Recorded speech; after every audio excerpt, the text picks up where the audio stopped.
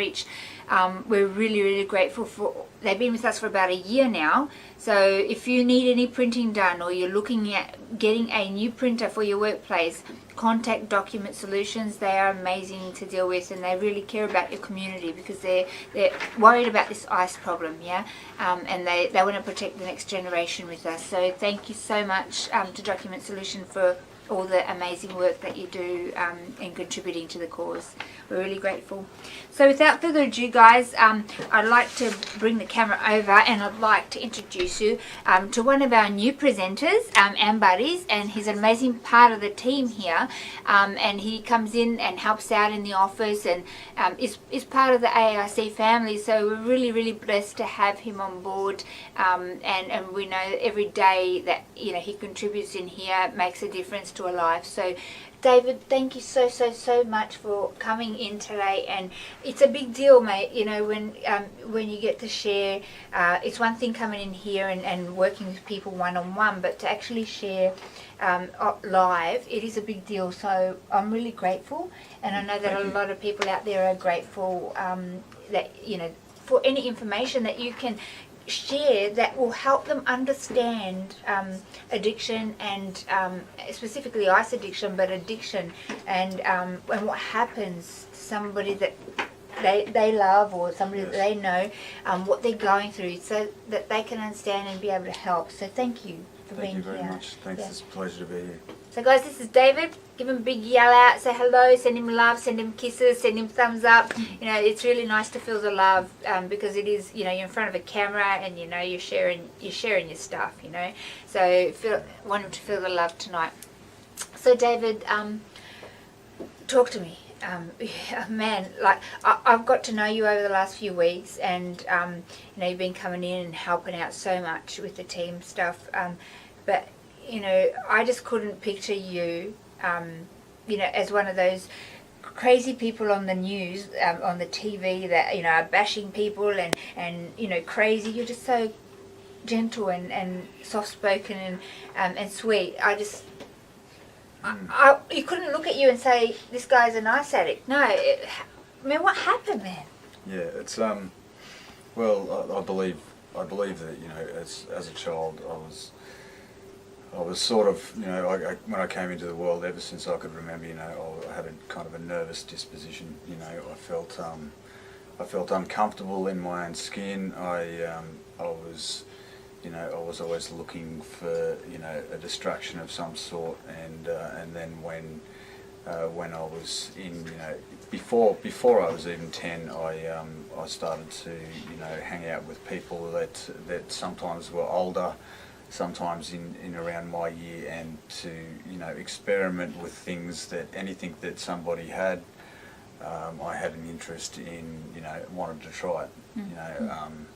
I thought that I was reaching out in a way that I didn't know what was healthy, what was unhealthy. I didn't have any life skills at that time, and when I stumbled into the chemical world, and it was it made me feel different, and it made me forget about that anxiety, that nervousness, and feeling out of place all disappeared. Wow. And that progressed. So did you start off, did you get introduced to Ice World straight away? What was your first laptop of choice? I pretty much, when I was younger, I lived on the Gold Coast, and then when I was about 10 or 11, I moved away. I had lots of friends up here. I did lots of sports and things like that, and it was never really good at anything, kind of in a way. I was one of those kids a lot of the time, especially being very short, that was picked last for the, when the kids were picking the teams. I pick you, I pick you, and I took that in and held on to experiences like that, and then as we do though, we all do it. Yeah. We all hold on to, I remember stuff when I was, 7 and 2, it's just ridiculous. But I can't remember you know, what happened last week. Yeah. Yeah, but we remember those moments, don't we? And we kind of allow that to snowball and make it mean something, and before you know it, it's a big Yeah. issue, you know. Yeah, well, I was, you know, I took on the, you know, the class clown, the person. I wanted to be different. I wanted to stand out. I was always hungry for attention, because I felt that I wasn't enough, just being a normal kid, and so, you know, I gravitated towards the people that were, you know, doing the same thing, that felt the same, because that's what I felt comfortable around.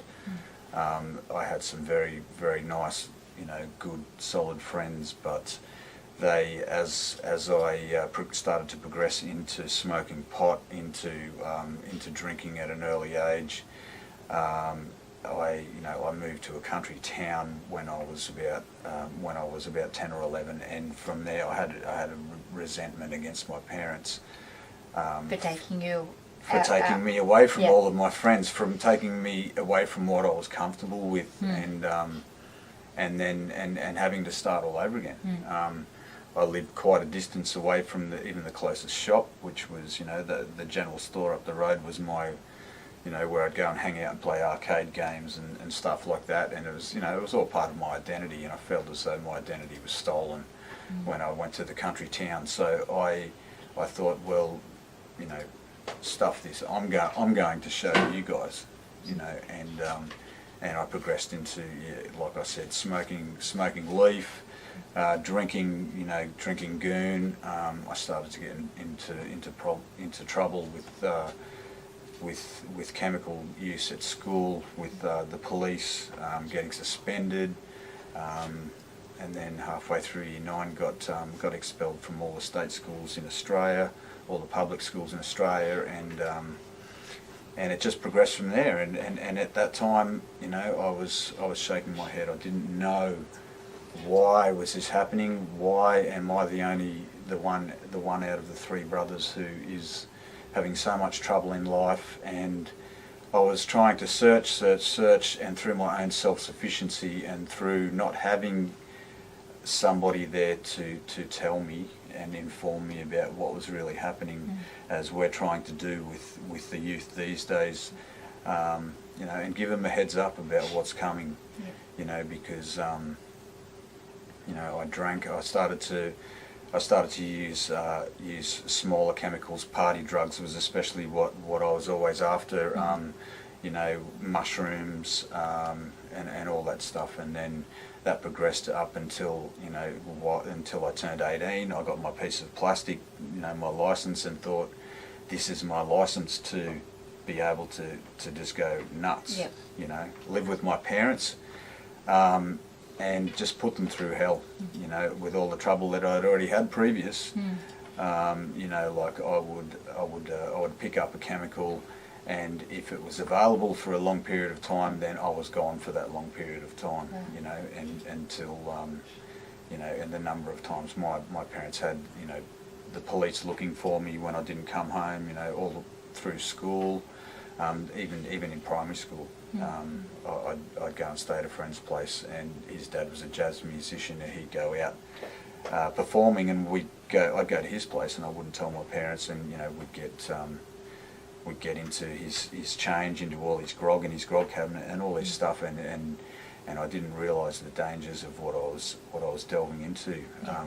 With these other drugs, they say that there's you know, that drugs are a gateway to other drugs, but I would go on what the drug would give me, as to whether I wanted that more than something else. So I progressed through, you know, through acid, through ecstasy, through into and then into amphetamines. This was always mixed with drinking, where any kind of a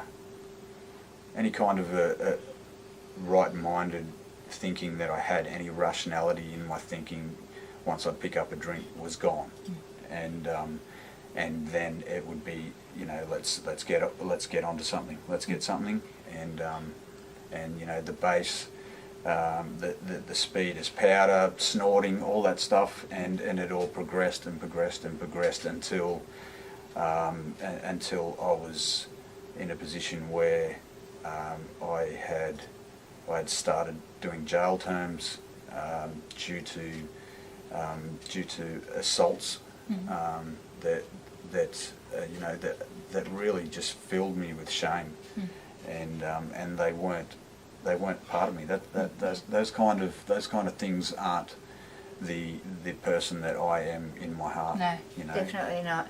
I couldn't see you assaulting anybody today. I mean, you're just, like I said earlier, you're just so gentle and soft-spoken and, calm and, compared to us all loud in here going, running around, you just bring this peace with you, and I just can't, in my mind, see that in you, but that's what, these substances aggravate the serotonin in your brain, the chemical imbalance, induce, that anger, the violence, the spontaneous reaction, and you can't control it. It does take over your being because your brain is being taken over by these substances and depleting the chemical balance in your brain. So that's what you hear a lot.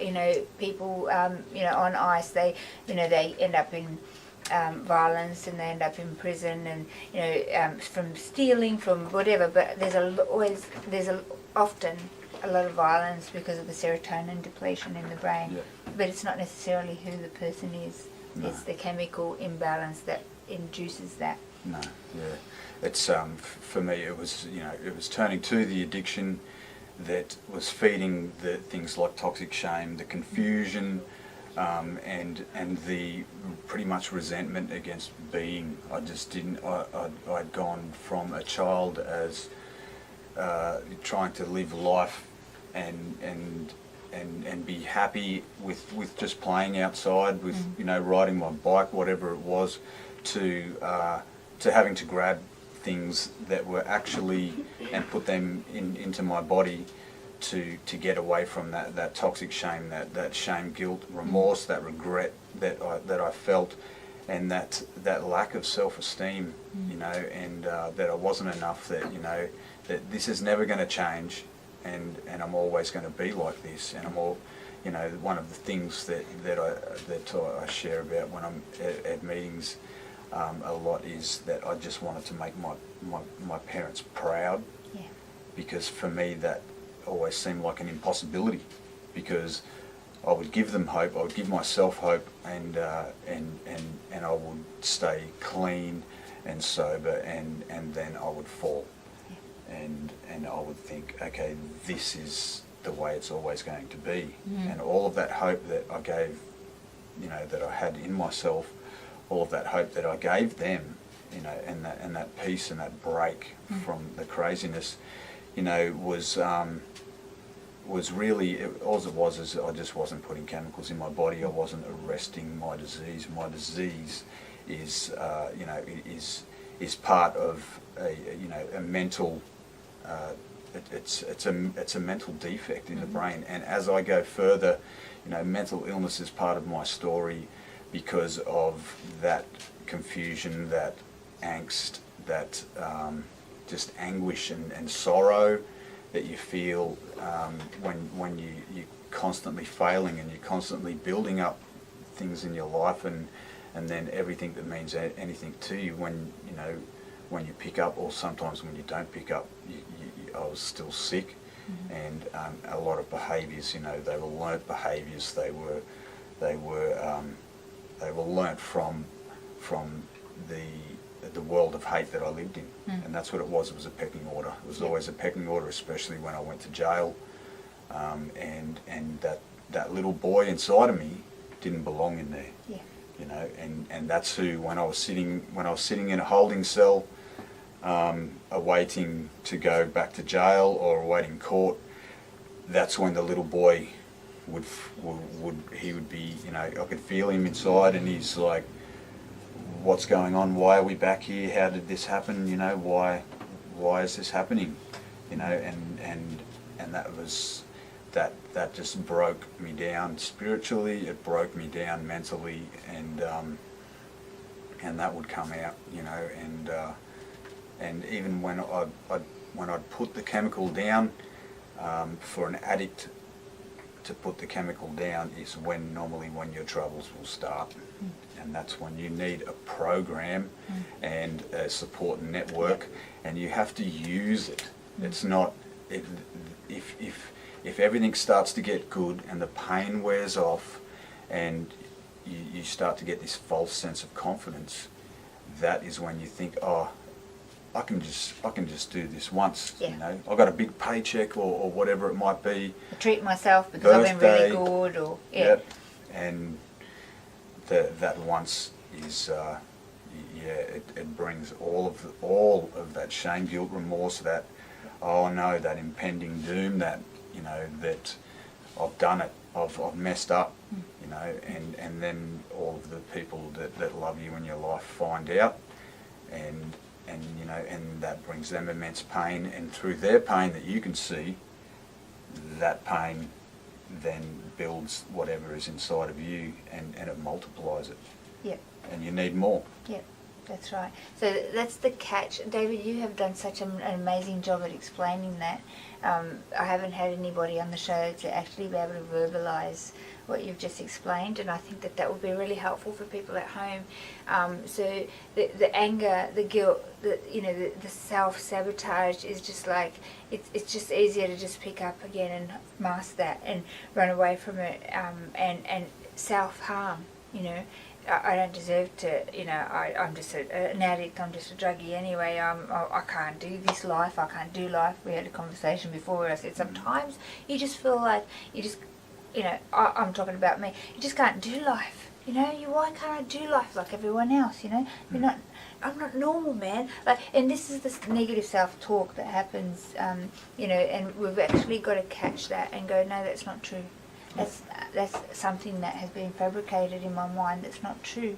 I am good enough, and I am worthy of recovery, and I am worthy of living a life that I love, and living it abundantly, you know, and we are worth it. And you know, guys, if we're speaking to you out there, if you're that person like us that was, you know, entrapped in this cycle of addiction, where you keep self-sabotaging and harming and hurting yourself, because, you know, it's you. Yes, you hurt the people around you, but at the end, like David explained, you're the one that it all comes back. It all comes back on top of you. If you're that person, we want to tell you today that, you know, you can also live a life that you love, and that you are worth it, and that you do need support, and that we needed support, and that we're here. That's what we're about. We're here to go, hey, you can do this too, and let's show you what tools we used to actually change our life, you know. And we're all perfectly imperfect. We all might falter, we all might, you know, have sometimes these thoughts, but that's where we go, hey, you know, we're here next to each other. Stop it. Don't think that. You know, I care and we're doing this together. No, I haven't been to my group meetings lately. Why not? You know, hey, I'm picking up a bit of negative talk about yourself. You know, you're talking negative about yourself. You're not doing your recovery. So we're all here as a family to help each other through recovery, and also we educate youth and people in community and about the dangers of ice and other drugs, and so that they don't have to fall down the same pit holes that we had to go through. So you can hear a little bit about David's story, how he became dependent on drugs, and what he was masking, and the self-harm that was going on, you know, and it gets deeper and deeper. You just keep digging a deeper hole. So what happened? Like, what took you to jail? Do you want to talk about that? You don't have to, but yeah, I was very, you know, was very antisocial. It's you know, my disease took me to way before, even if I was even if I was clean, it was way before when I started isolating, when I started to feel resentment against people, when I started to nitpick and look outside of myself and problems with other people and places and things, and you know, and had, you know, and fed into, you know, the negativity that a lot of things in the world thrive on you. Like you sit there and watch the news. You know, I can't watch the news anymore. Yeah. I'm not interested in watching the news. I hear you, neither can I. I can't. It makes me feel that you know, the positivity that the small amount which gives me so much peace sometimes, and then enables me, once I'm peaceful inside, to be able to give that to the people that I love, Yeah. you know, and to strangers, and to be a gentleman and things like this. My father is a true gentleman, you know, and he's obviously had his problems in life, but he's somebody that people want to know, that they are glad that they meet, and my mother as well, you know, and I had that, you know, in my upbringing, and all it did when I messed things up was make me feel like, you know, sometimes I used to even think, am I adopted? You know, I've got two brothers who are fighting their way through life and have, you know, trades, all these things, you know, and I couldn't keep a job. You know, once I picked up, I would follow that path, and whatever chemical it was at the time, you know, I would want more. As soon as I had it once, you know, with most chemicals that you put in your body, which I've found at the once they run out, then there's a come down, and the longer that you use or drink or whatever you do to try and stop that come down, as you put day upon day upon day together, at the end the come down is worse, and it keeps on accumulating. And that was what I was trying to chase away. Yeah. That oh my God, I don't want to be alone. And that's where my toxic shame was rife in me, and the anger towards life, you know, the anger towards God. You know, I'd be, you know, when I was on the streets, after about six jail sentences, I ended up on the streets in a place down near Sydney, and I was broken, and I was on a mission to use any chemical that I could put in my body until my body, you know, stopped working. I didn't have enough guts to kill myself. I don't know why. I could never do it. I certainly felt like it through and through, that yes, this needs to stop. I need to stop it, and a lot of suicides have happened to close friends of mine in some horrific ways, and so I knew that there was something, you know, that when I was on the streets, especially when I was alone, I would go into churches, and I'd go to either a church or a cinema to cry, because I felt as though I didn't want anyone to see me, because that made me feel less than again. If they saw me crying on the street with all my bags or whatever, then sometimes I'd go into rage, because I'd think, you think you're better than me, you know, I'm going to show you, you know. But it was just the ridiculous thinking and all of that negativity that I felt in my life, and just turning it inwards and inwards and inwards, and I was just spiraling down and down, and there really is no rock bottom, I think, until you're in a coffin, you know. There's no rock bottom. I thought, oh, that's my worst rock bottom, you know. I used to speak about it at meetings, and then I'd go out and I'd find a new one. You know, they speak about it in some meetings as the yets, and they say, you know, you haven't done this yet, this hasn't happened to you yet, but if you go out there again, this is what's on offer. Can you just explain to the people at home about meetings? When you say to meetings, what does that mean? Because we know about, you know, at AIC we put people on a tripod system of support, and meetings is one of those things. So can you just talk about Meetings is an important part of the 12-step programs that are on offer out there. There's There's meetings for, you know, there's Methamphetamine Anonymous, there's Narcotics Anonymous, you know, there's even Cocaine Anonymous. There's so many different ones, and they all have been derived from a primary 12-step program that was developed back in around 1935 to 1940, and to go to meetings for me as a chronic addict or alcoholic is not enough. I have thought that for about the 18 years or so that I've been going to meetings. I've thought that that's enough. I'll just go to meetings. I just won't pick up, and I'll go and, you know, I'll go and I'll get fixed by listening and relating and fellowshipping with other people that are like me, that have experiences, that have, you know, the disease of addiction like me, and that wasn't enough for me. I had to, I've only just found out recently that, you know, that my pain and brokenness had to get enough for me to fully surrender. Now, before, at a lot of times I thought, okay, I've had enough, you know, going through, you know, a lot of jail sentences and you know, living on the streets, all kinds of hospitalisations, you know, violence that has been brought upon me and on other people from me, and it tears away at your soul.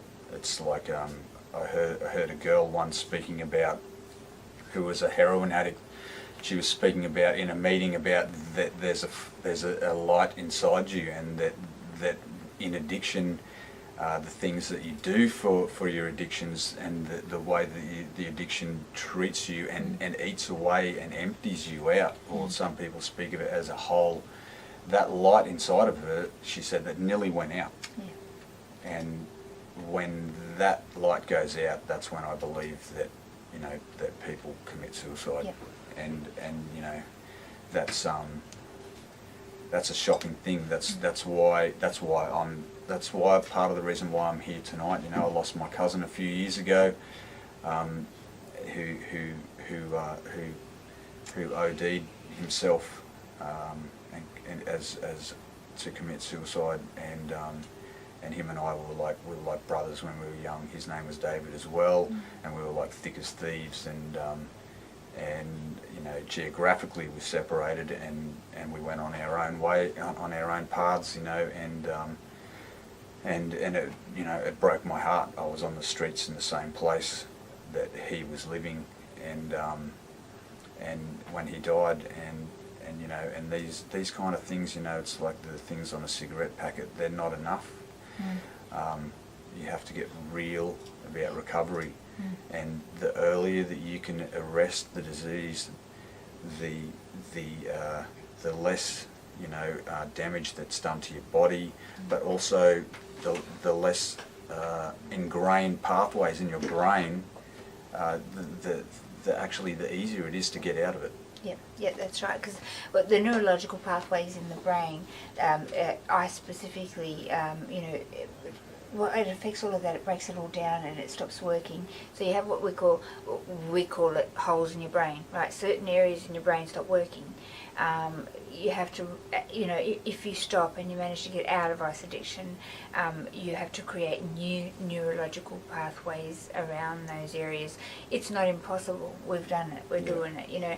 And I've actually got proof of that, because I had 1 week worth of headaches, and they thought I was going to have a brain hemorrhage, and the neurologist at the hospital said, this is not 6 months ago, they said to me, oh, you've got some serious holes in your brain, areas that switched off, but you have managed to recreate new neurological pathways.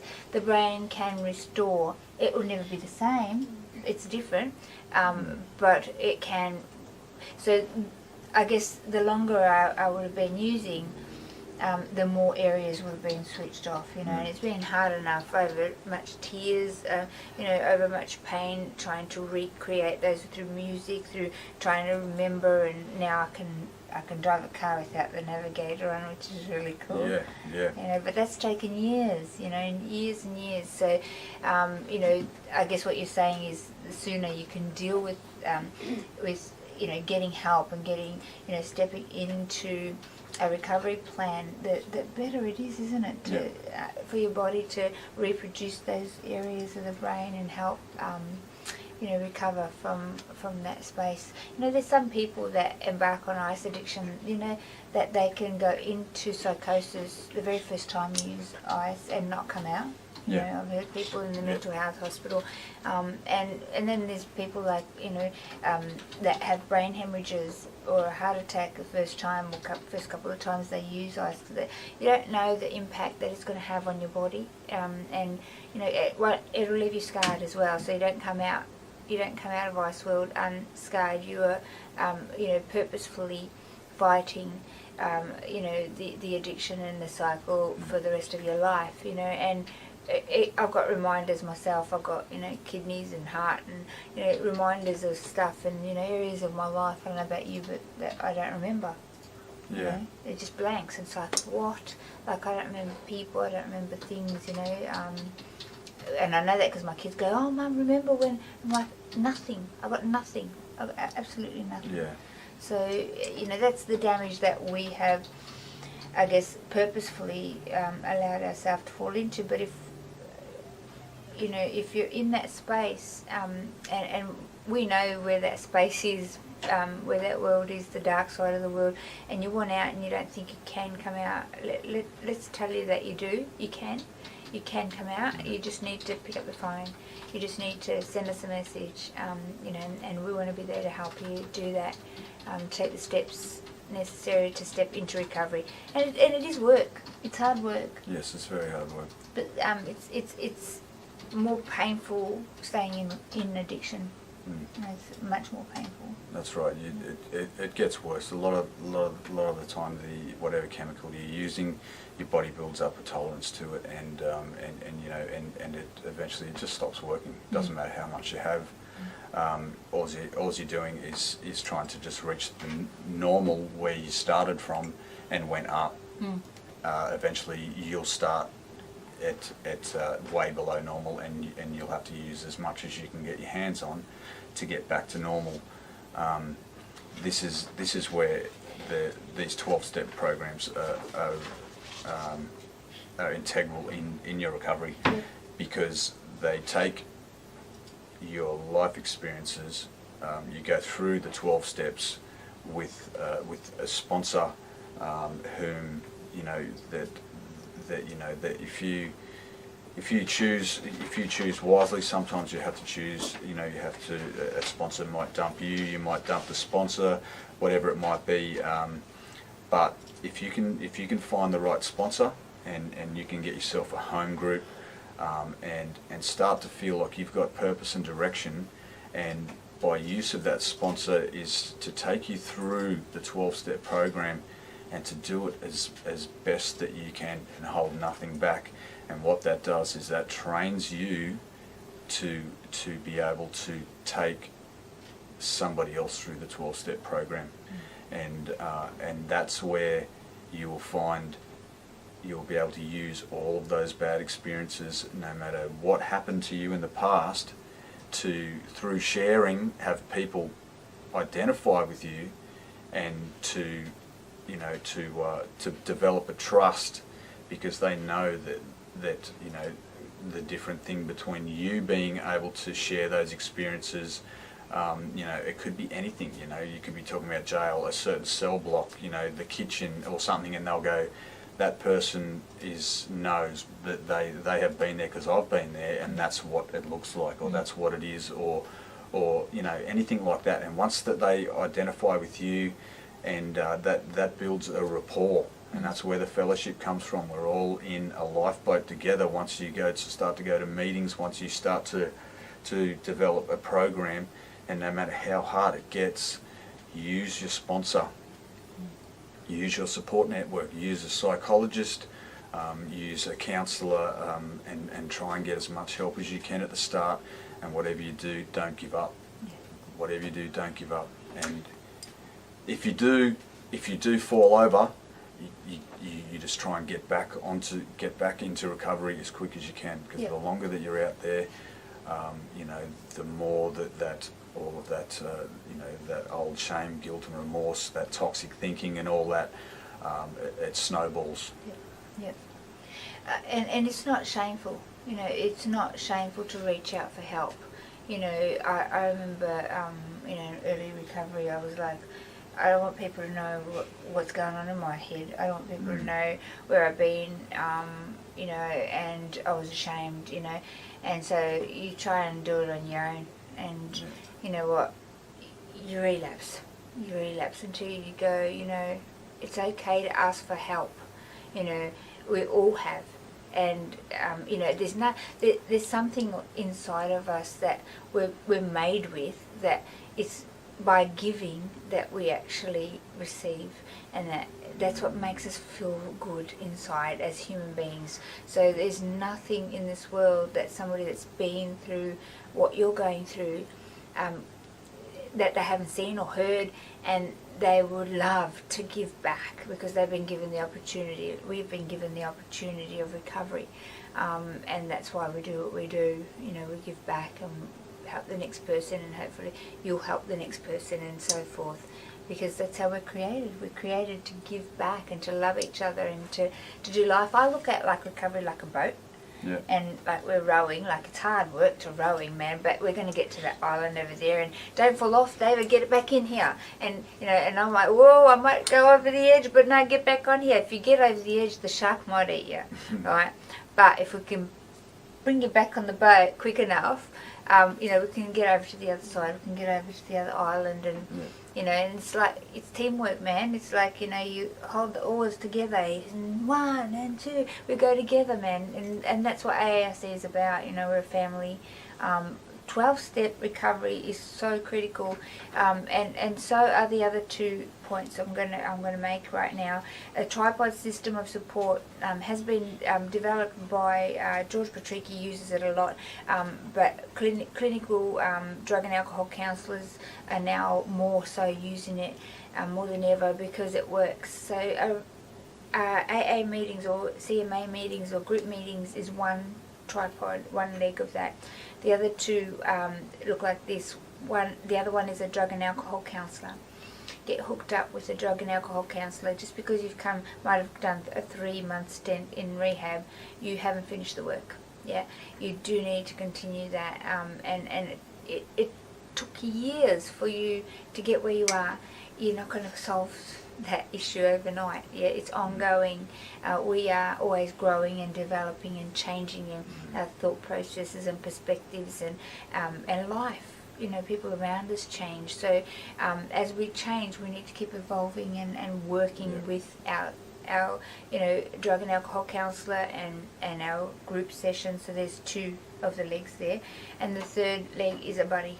Okay, somebody that a sponsor, a buddy, somebody that has been there with you, and that has been there before you, and that can pull you up when you need to, when you need to hear, hey, you're off track, mate. Let's get back to the gym, or what can I do to help you? Because I can see, you're isolating. What's going on?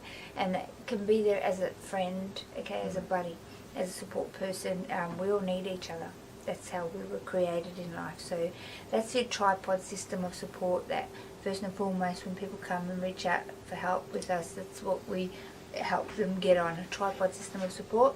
Yeah. And then we look at, what else tools can we give you to help you on your recovery journey. So at this point we're going to, I'm going to stop for a minute and ask Leanne if there's any questions in the house, please. So we're taking questions, guys, for David, and I do want to, we've only got 10 minutes to go, I do want to hear about the turning point for you, and how you managed to hold on to recovery for the time that you have. So the questions out there. Nicole asks, can I ask how or what their clean time is? Yep. What their clean time is. Okay. And where are the 12 steps program for Redcliffe? I'll answer that one. Awesome. So Leanne will answer in relation to the resources for Redcliffe. David, how long have you been clean for? I've been clean, sober, gamble-free now for 93 days. Woohoo! Yep. Well done. Well done. So proud of you. 93 days. It's That's awesome. the reason that I say that and I'm proud of that is because every single day I have done I've done the program in its entirety, and in 93 days I have a piece, you know, I have a way out of the lies and the negativity and the toxic thinking that in my head still comes. It will come, and it will be, you know, always be there tapping me on the shoulder. You know, people say that your addiction's in the background doing push-ups, you know, and it's patient and it's just waiting for you to fall. And so every day I have to go, you know, I have to go to any length to get you know, the growth. I have to keep growing. I can't just say, okay, I'm happy with what I've got and maintain that, because I need to put something better in place of where the drugs, you know, and drink was. I need to put something there that is better than I used to feel when I take that. Otherwise, I'm going to go back to it. That's it. You know, and that's what doing the program in its entirety. You know, 93 days. I've spent years and years and years taking bits of the puzzle out, you know, out of the program, and you know, I'll do those steps and I'll stop at step 9, and you know, I don't want to do my step 4 inventory. I don't want to tell them about a couple of things in my step 5, you know, and things like that. And I was ripping myself off. Yeah. I can see it now for the first time. Yeah. You know, and And it's the beauty. You that long clean, 93? 93 93 days. days. But you're 93 days engaged in recovery, not just abstinence. You're actually doing the work, Yeah. and that you know, you can't just say I'm not going to use and I'm 90 days clean. You're not just abstaining from using, you're actually in recovery. So you are doing the work, and you're breaking it down, and you're doing the steps, and you're working on yourself. And it's catching. It's always going to be there, tapping you on the shoulder. Absolutely. You know, and so many times I've been 6 years in recovery. But it still taps me, and it says, you know, you can't do life. You know, remember when you felt great? And I'm like, shut up. It's learning to catch it and going, I know what you're going to bring me. And you've only ever stolen from me, and you've only ever brought me, you know, hurt and pain, and taken my family and my work and everything that I loved away from me. Go away.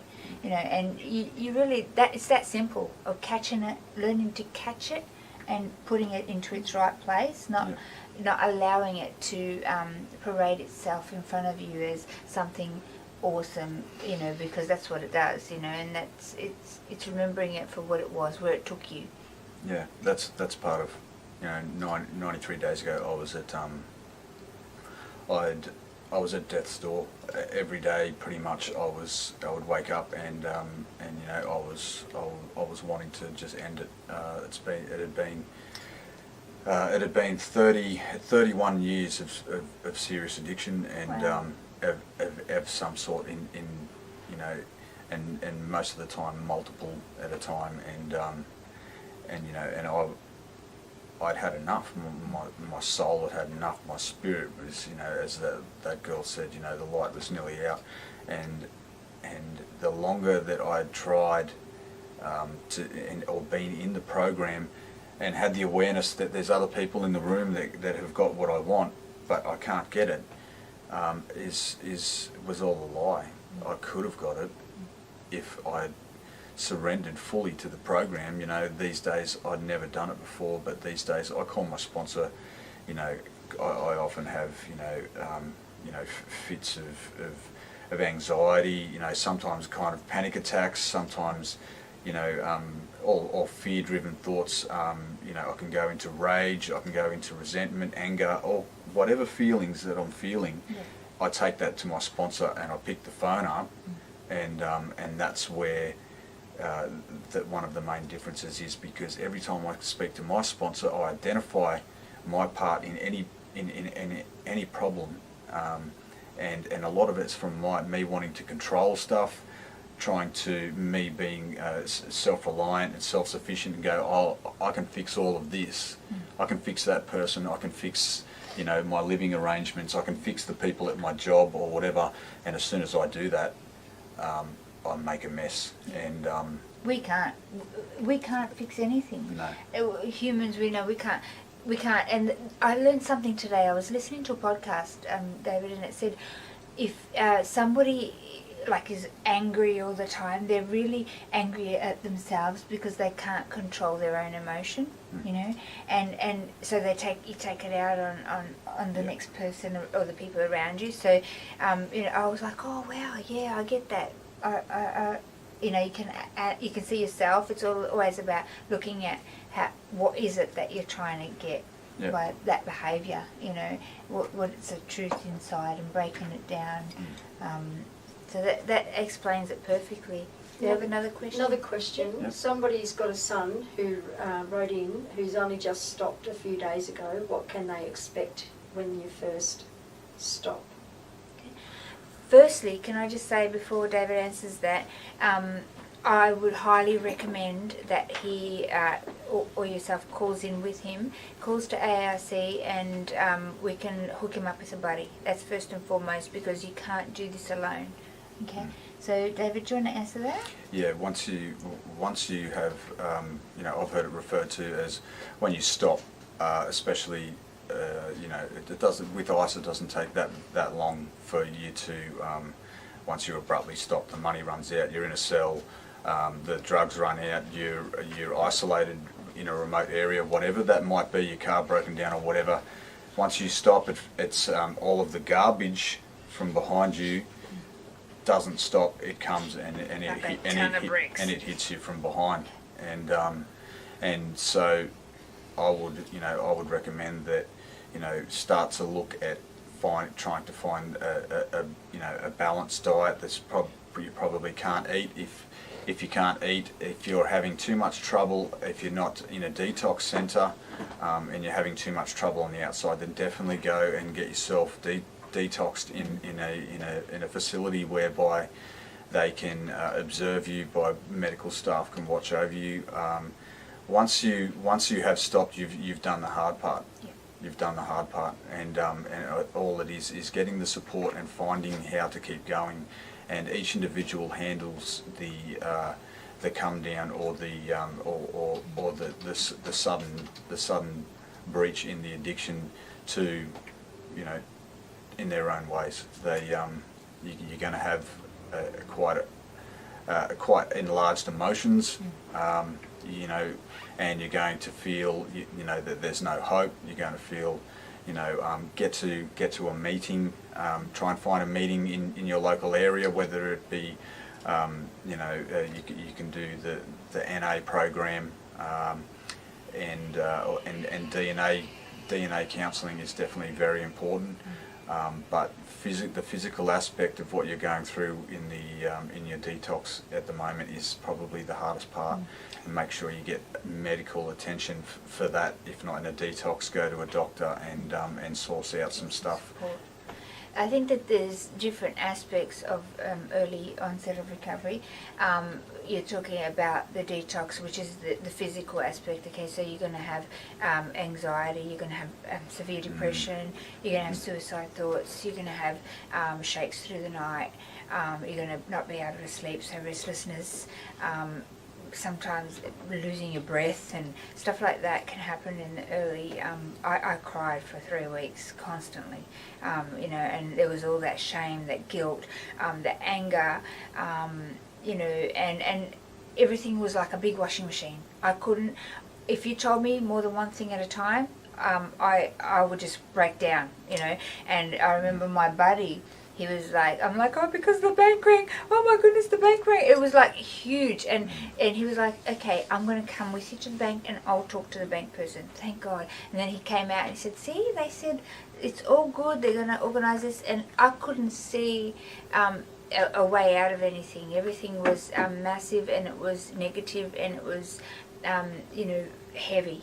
And because of everything that you go through in addiction and all the consequences that you got to face, it's like this massive wall is just tumbling down on you, and you don't know how to deal with it. So one step at a time, one moment at a time. As a parent and a support person, I encourage you to hook up with a buddy for him through AAIC. You can give us a call at head office and we can allocate that for you.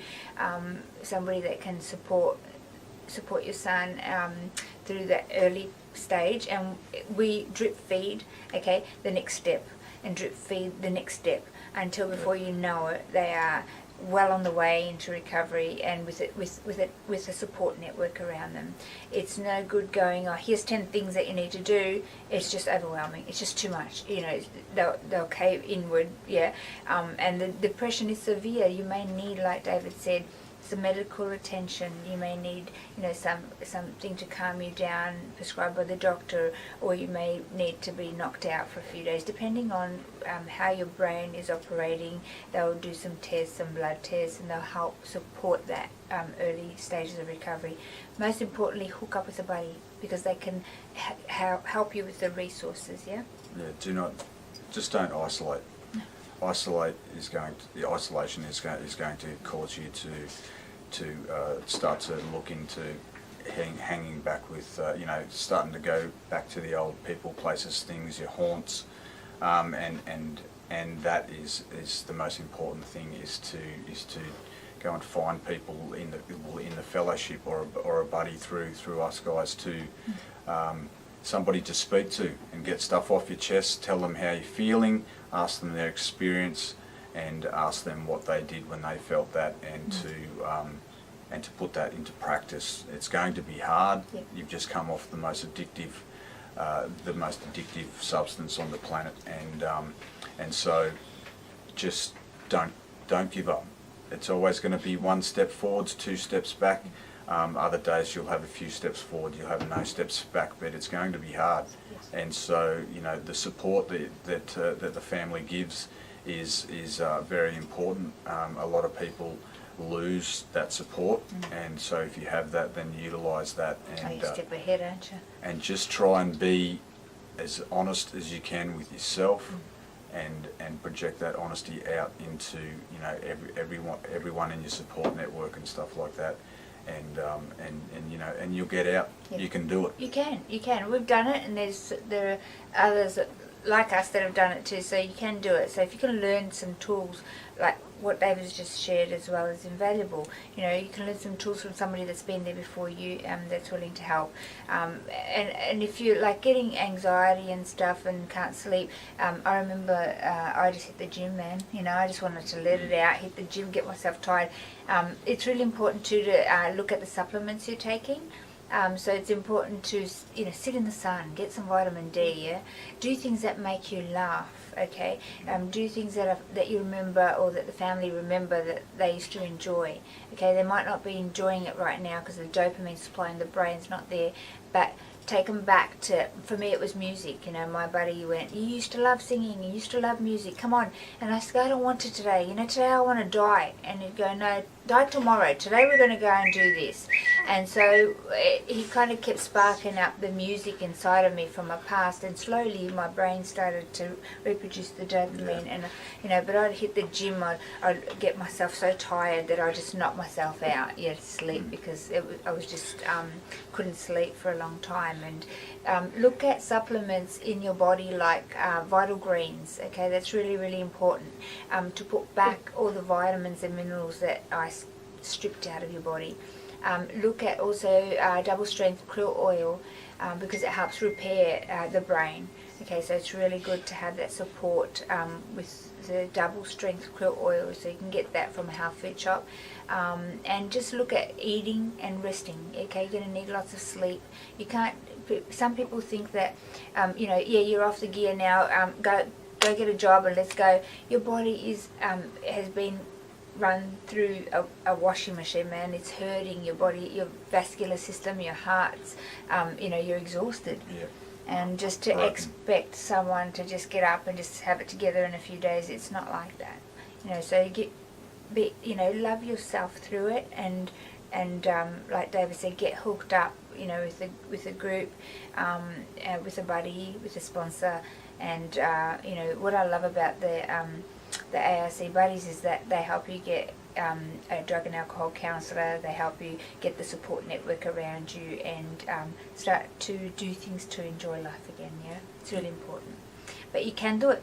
You can do it. We've done it, and so we're really, really proud to have David on board as part of our team and part of our family. And he's making a difference every day, not only in the lives of those in here, but also out there. So eventually your son, might want to come on board as well with us. We've got people in prison and in rehab doing the work that it takes, so then they can come on board and make a difference out there as well. Hey? Doesn't matter where you are, you can do it. There might be a small amount of resources in some places, but you'll be able to do something to further yourself to start to work your way out of the hole. That's it. Any other questions there, Leanne? Nope. We're good to go. Guys, if you do have questions, please post them up. David and myself and Leanne will be online for a bit, and we'll always answer your questions. Any time. We're always online. Leanne doesn't sleep, so she's on there 24/7.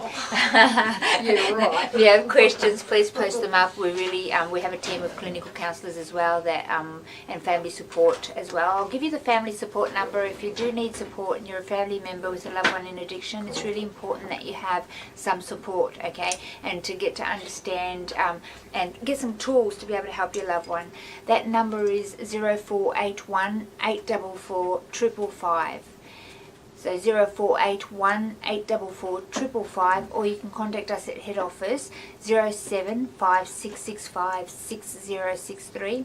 We do have a team in Melbourne, in Adelaide, in Cairns, as well as on the Gold Coast, and we've got people out in WA and a few up in Hervey Bay. So we do have team members throughout Australia. So if you need some support, please get in touch with us. Shout out to Corinne.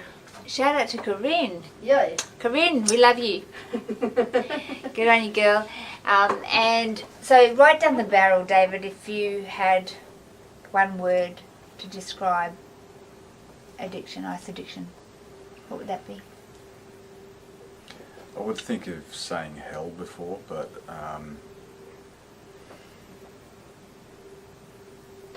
emptiness. Emptiness, yeah. Guys, it's not fun, delving into ice addiction, and really all it takes is that one hit. Before you know it, you're spiraling out of control and losing everything in your life, and it's not worth it. So our message to you today is not even once. That's what NEO stands for, guys. Don't forget you can get your t-shirts or your mugs on our website. All proceeds go towards helping us do what we do, help other people out of addiction, help families, and also warn our next generation, okay, from lived experience. So that's what we do, and you can purchase your t-shirt, your mug, or your cap. Remember the hats that we have as well. They're awesome.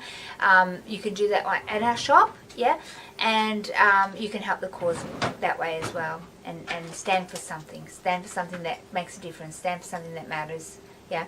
So not even once is our message, guys. We love you genuinely, yeah, and we're here to help you. Have a great week, and we look forward to seeing you at the race day next Saturday. But I'll be on the show again before then. Alright, bid you all good night, guys. Not even once is our message. Let's do it. Ready? Not even once. Good night. See ya.